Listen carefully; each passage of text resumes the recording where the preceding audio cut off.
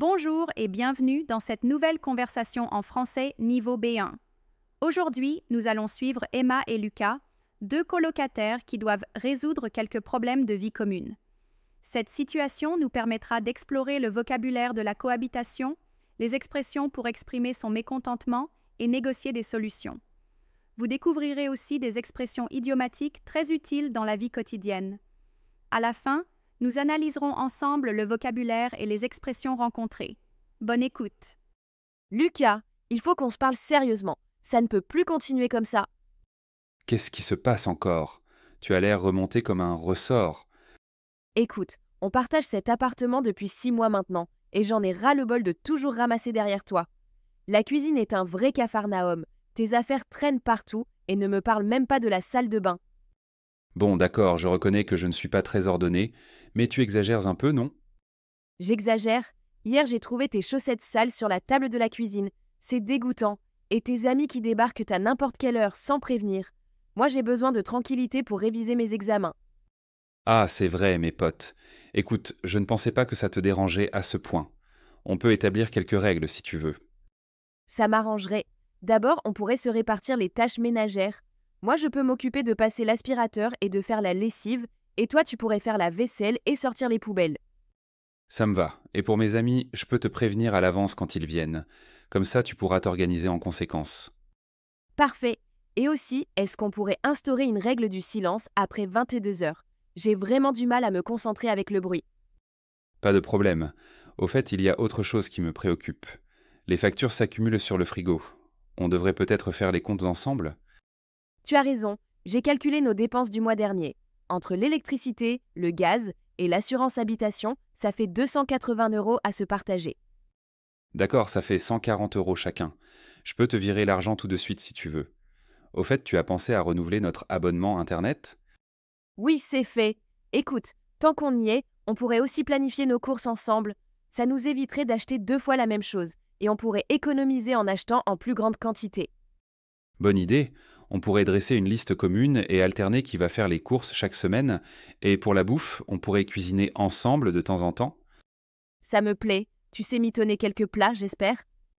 Bien sûr, ma spécialité, c'est les pâtes à la carbonara. Et toi? Moi, je me débrouille bien avec les légumes. Je pourrais te préparer ma ratatouille. D'ailleurs, ça me fait penser, il faudrait qu'on repeigne la cuisine. Cette couleur jaunâtre me déprime. Ah oui, c'est vrai qu'elle tire une tête, cette cuisine. On pourrait choisir quelque chose de plus chaleureux, comme un bleu clair ou un vert pomme. Le vert pomme, c'est original. Et si on entreprenait aussi de réorganiser le salon, on pourrait déplacer le canapé contre l'autre mur. Excellente idée. Ça libérerait de l'espace près de la fenêtre. Tu vois, finalement, cette mise au point était nécessaire. On s'entend bien mieux maintenant. C'est clair. J'étais stressée ces derniers temps avec les examens et je crois que j'ai déchargé ma frustration sur toi. Excuse-moi si j'ai été trop brusque. Ne t'inquiète pas. L'important, c'est qu'on ait trouvé des solutions. Au fait, on devrait peut-être célébrer cette réconciliation autour d'un bon repas. Avec plaisir. Je connais un petit resto italien qui vient d'ouvrir dans le quartier. Il paraît que leurs pizzas sont exceptionnelles. Banco, et après on pourrait passer au magasin de bricolage pour acheter la peinture. Parfait. Tu vois, quand on communique, tout s'arrange. Maintenant, écoutez cette analyse du vocabulaire et des expressions que nous avons rencontrées dans le dialogue. Bienvenue. Aujourd'hui, on se penche sur le vocabulaire français du quotidien. Bonjour. Oui, un vocabulaire essentiel, surtout quand on vit à plusieurs. Exactement. On a une liste là, sous les yeux, avec des mots, des expressions utiles pour la cohabitation ou même juste pour exprimer un ras-le-bol passager. Hmm. L'idée, c'est de voir comment ces termes façonnent un peu nos interactions. Alors, plongeons là-dedans. Oui, et c'est plus que des mots en fait. Bien les maîtriser, ça permet d'être précis sur ce qu'on ressent, nos besoins. D'accord. Et surtout, quand on partage un lieu de vie, ça peut vraiment désamorcer des tensions. C'est une question de communication fine, parfois liée à des aspects culturels. Intéressant ça. Alors justement, parlons des moments où ça coince un peu. Il y a des expressions comme en avoir ras-le-bol Ah oui. ou être remonté comme un ressort. Ça sonne assez intense, non? C'est quoi le contexte typique? Ce sont des signaux d'alerte en fait. Ras-le-bol, c'est plus une lassitude accumulée, ça fait longtemps que ça dure. Ok, l'accumulation. Voilà. Alors que remonter comme un ressort, c'est une tension plus immédiate, plus nerveuse, prête à éclater, quoi. D'accord, dans les deux cas, ça montre qu'il faut parler. Urgemment, une mise au point s'impose, comme on dit. Ça reflète peut-être une tendance à encaisser, puis à exprimer les choses assez directement quand la limite est franchie.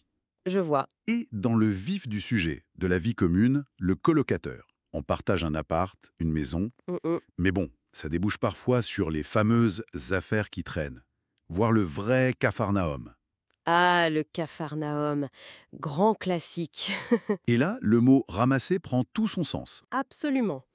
Et pour éviter ça, justement, la clé, c'est de se répartir les tâches. C'est pas juste faire le ménage, hein. Non, c'est plus que ça. C'est une vraie négociation de l'espace, des responsabilités. Les tâches ménagères de base, passer l'aspirateur, faire la lessive, Faire la vaisselle, voilà, faire la vaisselle, sortir les poubelles, c'est le cœur de cette organisation quotidienne. et au-delà du ménage, il y a toute l'organisation. Et les finances, souvent un point sensible, ça. Ah oui, l'argent. On parle d'établir des règles, planifier, parfois même dresser une liste. Et pour les sous, faire les comptes. Essentiel ça. Se partager les frais, se virer de l'argent pour un abonnement commun ou juste pour économiser. Cette approche très structurée, c'est juste pratique ou ça dit autre chose? Bon, c'est très pratique, évidemment, mais cette insistance sur faire les comptes régulièrement, par exemple, Oui. ça touche peut-être à une certaine valeur accordée en France à l'équité, à la clarté, même dans des arrangements informels. C'est une forme de communication, en fait. Indirecte, mais cruciale pour éviter les non-dits sur l'argent. Un sujet qui peut être délicat. D'accord. Et la langue elle-même, elle est pleine d'images pour décrire tout ça. Je pense à débarquer, Ah oui, débarquer. arriver à l'improviste, ou tirer une tête. Ça décrit tellement bien quelqu'un qui boude ou qui est contrarié. C'est très visuel, oui. À l'inverse, on peut mitonner un bon petit plat. Ou alors, faut juste se débrouiller. C'est ça.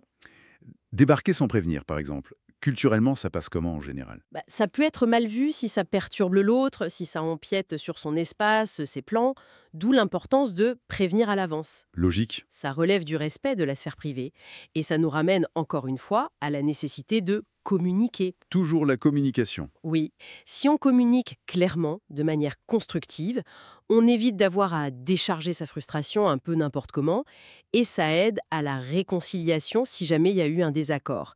C'est vraiment la base pour bien s'entendre. Et un petit mot rapide sur l'aménagement du lieu, on peut avoir des projets communs.